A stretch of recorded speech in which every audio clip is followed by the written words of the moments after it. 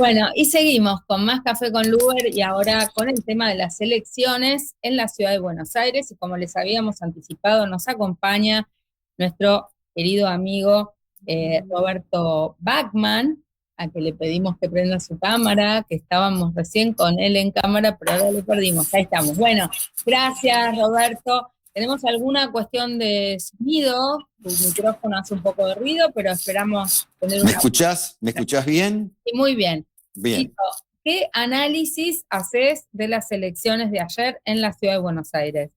Bueno, primer elemento fundamental de cualquier elección, la baja participación ha sido fundamental para el resultado de esta elección.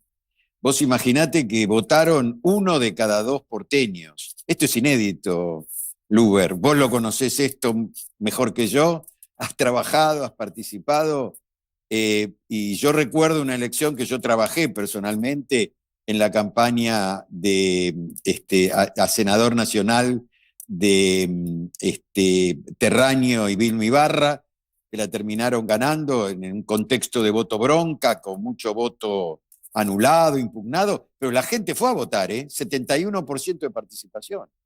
Yo creo que este hecho de no participación, que empezó como fenómeno en Argentina en el año 2021, con las elecciones de medio término, cuando Alberto Fernández todavía era presidente, y que se dio con mucha fuerza en la provincia de Buenos Aires especialmente, hoy está haciendo un impacto importante en todo el país. En todo el país, todas las elecciones que hemos visto han tenido una baja participación, pero en la ciudad de Buenos Aires, que tiene un promedio de entre 70 y 75% de participación, ha bajado muchísimo. ¿Qué hay que Y hacer para volver a enamorar? ¿Qué está diciendo la gente? ¿Qué decía la gente antes de esta elección? mirá, yo creo que hay muchas cosas, yo creo que esto es muy complejo. Uno de los temas más importantes, yo creo, y si vos mirás bien el mapa, vos preguntás ¿por qué perdió Santoro? Si Santoro estaba arriba en las encuestas y todo indicaba que iba a ganar. ¿Sabés por qué perdió Santoro? Porque en las comunas que más fuerte, más diferencia debería haber sacado, que son todas las comunas del sur, Santoro ganó por muy poca diferencia. Y eso no se debió al crecimiento de la Libertad Avanza, ni al crecimiento de lo que quedaba del PRO, ni al crecimiento de Rodríguez Larreta, sino se debió a la baja participación. Hay comunas con un 40% de participación. Ese era el voto más peronista que concentraba la base de Santoro. En las comunas más progres, donde había peronistas y otro electorado de características más progres, ahí le fue mejor, ahí le fue mejor. ¿Por Y qué, la, por qué pierden Caballito, que es su barrio histórico, el barrio bueno, ¿por qué pierden en Caballito? Caballito? Porque fueron a votar más los de derecha que los peronistas. Porque no, Pero Santoro no es peronista, podía haber ahí. bueno, y ahí El radicalismo desaparece de la escena. el Porque radicalismo, ese voto. sí. Y bueno, me parece que muchos radicales enojados no fueron a votar en ese barrio. Muchos radicales enojados ni fueron a votar a Lula Levy. Mm. Fíjate que Lula Levy, que era número opuesto para entrar, mucho más que la izquierda, más que la candidata del FIT, ¿no es cierto? No entró, no entró. Y la candidata del FIT entró, pero, viste, por un centésimo. O sea, son nada de votos.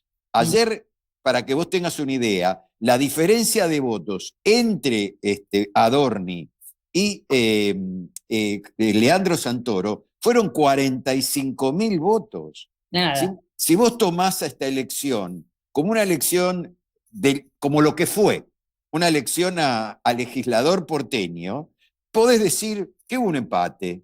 Porque, mirá, Santoro, Geográficamente está claro que hay más barrios que votaron más a Santoro que a Adorni. Por comunas ganó Adorni y en número de votos ganó Adorni. pero porque en las comunas que ganó Adorni, ganó por más cantidad por una diferencia mayor. Mm. Esa fue la diferencia. Santoro podía haber ganado. Ahora, yo lo dije desde el primer día esto, para, para superar, para ganar la ciudad de Buenos Aires, Santoro tenía que romper la maldición del 24 al 27%, que es el voto más típicamente peronista. O sea, No, en realidad los que lo votaron a Santoro son los votantes tradicionales del peronismo. No logró seducir o conquistar a no, los otros votantes. sí, logró conquistar algunos. Lo que le faltaron fueron votantes peronistas en el sur, que Vos no dijiste, fueron a votar. bueno, capaz que no fueron a votar porque él no es demasiado peronista, ¿o qué? Puede ser. Lo que dicen es que no fueron a votar porque hubo inundaciones. No me cierra. No, Yo, las inundaciones más fuertes en la ciudad de Buenos Aires fueron en otros barrios, no vi inundaciones en el sur. bueno, La mayor parte de las inundaciones están en Villa del Parque, bueno, en barrios que ganó. no, pero inundaciones que no fueron importantes. Digamos, la inundación que hubo en Campana, 1,5 metros Está de bien, agua. no podemos comparar, pero el no se inunda más de Macri no se cumplió. No, eso lo escondieron, pero lo que te quiero decir es que a mí me parece que ahí faltaron un poco de votos peronistas en el sur, pero por no ir a votar. Entonces, hay varias hipótesis. Hay hipótesis que son más racionales, hay hipótesis que tienen que ver con el modelo de comunicación. Yo creo que hay que empezar a investigar por este lado. Yo creo que en este mundo que está cambiando, que la derecha en muchos países está leyendo mejor, es un mundo donde ganan las emociones a la racionalidad. Está bien, pero Santoro hizo una campaña local. Él habló, yo Sí, coincido, de los barrios. A ver, lo que quedó claro es que Jorge Macri fue arrasado por su mala gestión digamos, no quedó ni una comuna del PRO por la mala gestión. Pero bueno, Larreta saca un 8% y todos condenamos la gestión de Larreta y se suponía que son una continuidad los Macri y los Larreta. Pero digamos, Santoro hizo una campaña local. Cuando vos decís, a ver, en lo personal, yo creo que no se combate a esta nueva derecha sin radicalizar una discusión. Si vamos a una elección nacional, hay que radicalizar el discurso desde los valores que justamente Milei quiere enfrentar.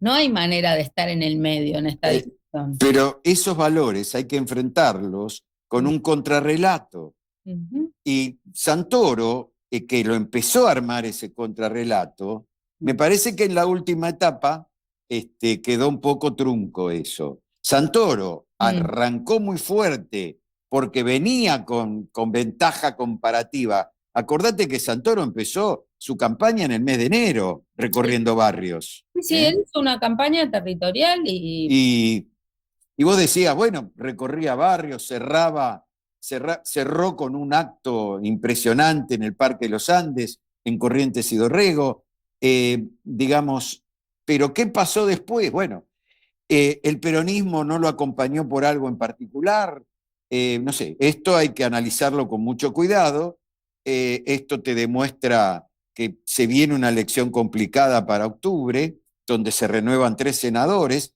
y el peronismo pone en juego 1, o sea que con este resultado no sería una mala elección para el peronismo en octubre.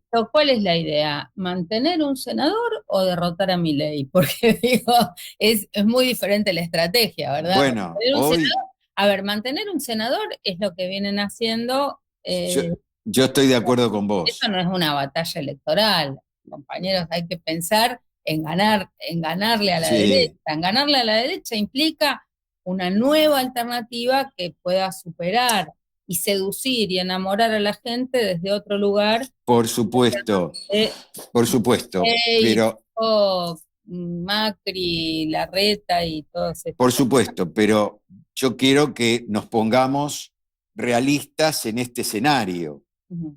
En este escenario donde había, está bien, cuatro candidatos que representaban a la derecha. Es cierto, y esos 4 candidatos iban a sumar entre ellos el 55% como máximo, que era el voto de derecha típico que el PRO supo, digamos, cosechar después de 4 gestiones seguidas en la ciudad de Buenos Aires. Ajá. El resto quedaba para la oposición. Ahora, si vos ves lo que pasó fue el derrumbe, pero el derrumbe total de Marra, Marra no entró ni como legislador. Pero menos mal.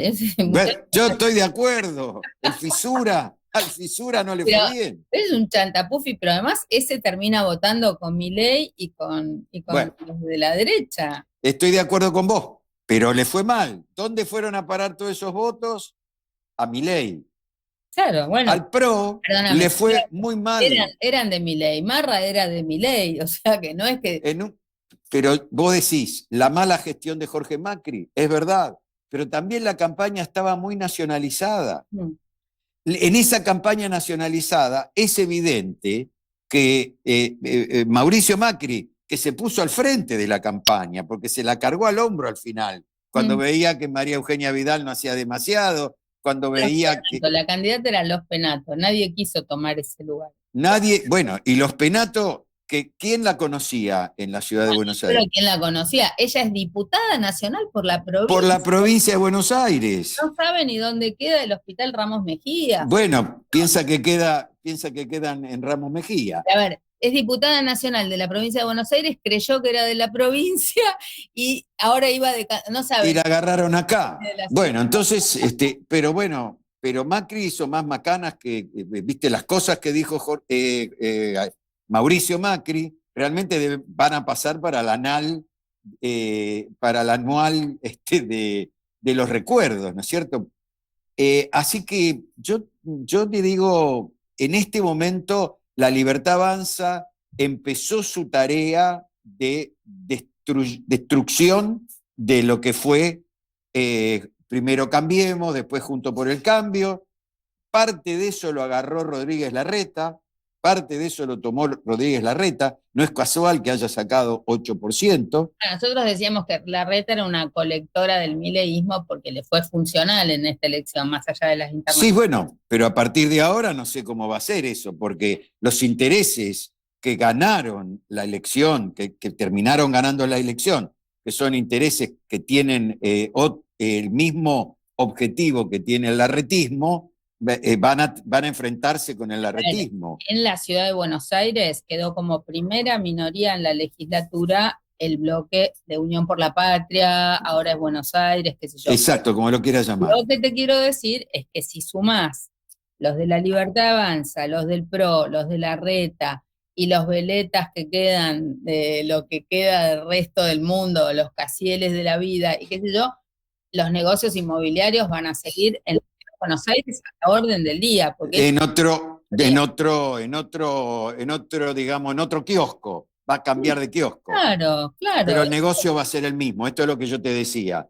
Entonces, evidentemente va a haber choques ahí, en esa legislatura. La importancia que va a tener el trabajo de Santoro ahí va a ser significativo, y cómo va a jugar la izquierda, que le quedan 2 legisladores. Los demás se quedaron muy pobres, le fue muy mal al resto. No existieron el resto.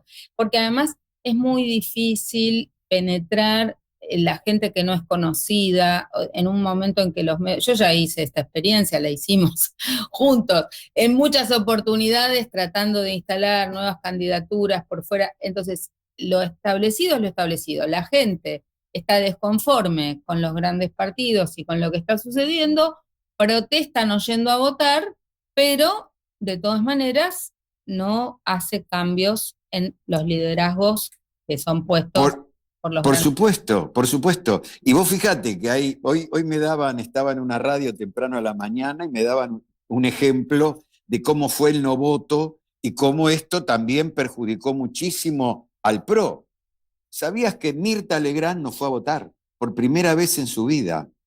Entonces, no importa, ponela como símbolo. Mirta Legrand era el símbolo del macrismo, ¿te acordás? Lo llevaba... Bueno, en la fiesta de Piazza se mandó Viva la Libertad, carajo, o sea que... Sí, bueno, pero no sé... Habrá ido a votar para no definirse entre... Pero Piazza estaba en primera fila en el búnker, pero la señora Legrand ni fue a votar. Pero no fue a votar, es que no definió entre sus dos amores. Porque no se definió entre sus dos amores, evidentemente. Pero acá te demuestra también que ese no voto, que primero, el peronismo hoy, en todo lo que está pasando en el país, es el que más problemas tiene. El peronismo tiene un problema que va más allá de que no consigue la unidad y que va más allá, que la gente va poco a votar.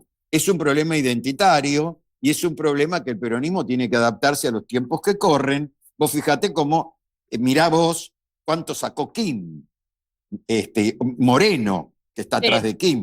Cero. No pudo, sí, no entró. Sí, no, pero, olvídate de Aval Medina. Pero yo, ¿por qué te hablo de Moreno? Porque Moreno es el que insiste con el peronismo de volver a la doctrina, de volver al 46, de volver a la... No se trata solo de no volver para atrás, sino de mirar la realidad y de mirar hacia adelante, sino también que yo creo que hay nuevas demandas, nuevas situaciones. Te doy el ejemplo de la crisis climática, o sea, no registran, la inundación no es una desgracia que nos viene del planeta Marte, es un problema de falta de planeamiento urbano estratégico pensando en que cambió el clima por los desastres que estamos haciendo, entonces no lo registran. Siguen cementando los country y la cosa. Vos, digo, esto... Pero por supuesto. No es que lo inventamos ahora, lo estamos diciendo hace 20 años, 30 años. No, pero si vos sabés que en esa zona donde se inundó, tanto en Zárate como en Campana, son todos ríos y arroyos que llegan al Río de la Plata. Así es. Y pero llovieron 300 milímetros. Ahora, ¿cómo hacés frente a esto? Te tenés que preparar. Bahía Blanca, que es un pozo, es una olla, también le pasó lo mismo. Así es. ¿Por qué? Porque el canal colector que tenía se no hizo... Da abasto. Claro que no da abasto. ¿Te acordás cuando se inundaba la ciudad? No se inunda más, no se inunda más. Sí, pero se sigue inundando. Lo que te digo es... Sí, pero... no se trata solo de obras de infraestructura para prever la lluvia. Se trata de que están construyendo lugares que no deberían estar... Por supuesto. O sea, pero también tiene que ver la infraestructura, porque vos fijate que el que planificó el entubamiento del arroyo Maldonado en el año 1930 y pico, nosotros ni habíamos nacido, mirá que son... no tuvo en cuenta que la ciudad iba a crecer para arriba. Sí. Entonces, la boca de salida, bueno, lo arreglaron, eso lo arreglaron. Más o menos lo arreglaron. Antes, escuchame, claro, por Villa Crespo había, a la calle Vera había que entrar en bote. No, yo lo sé, pero lo arreglaron y claro. Tito Bachmann, te agradecemos muchísimo tu participación y tus respuestas del día de hoy. Vamos a seguir reflexionando juntos, sobre todo porque la política hoy no está sintonizando con las sensaciones de... Esto es lo que te decía, no sintoniza con lo que pasa hoy, cómo la gente vive con emocionalidad estos procesos de la política, y el peronismo tiene que adaptarse a los tiempos que corren, y la comunidad organizada puede ser digamos, un sustento ideológico, pero hay que llevarlo acá al siglo XXI, a cómo piensa la gente. Y vos fijate que en un momento donde el ajuste es brutal, los ajustados castigaron más a sus propios candidatos, porque mucha gente que fue a votar a Milei en barrios como Caballito no le alcanza la plata para llegar a fin de mes, te lo puedo asegurar, y lo votaron igual. Entonces, hay que analizar el mal humor desde muchas perspectivas, porque no me cuentes, si vos me decís, bueno, en Palermo, más o menos. No, pero sigue estando fuerte la esperanza de que el dólar pinchado, la inflación, de hecho, esto se transmite mejor y no hay confianza y no hay mística en que un cambio es posible en otra dirección, porque ya se probaron viejas recetas que no dieron resultado. Pero el problema es cuando piensan que todos son iguales. Entonces pruebo a que por lo menos bajó la inflación. Bueno, hay que inventar nuevas utopías y también demostrar que algunos cambios, si nos radicalizamos un poco y confrontamos contra estos momentos tan dramáticos del odio y de la crueldad, me parece que hay que optimizar las posibilidades de cambio en muchos lugares. Coincido totalmente. Es un desafío muy importante. Muchas gracias, Tito. Y gracias a vos Gracias por tu participación y por tus reflexiones. Y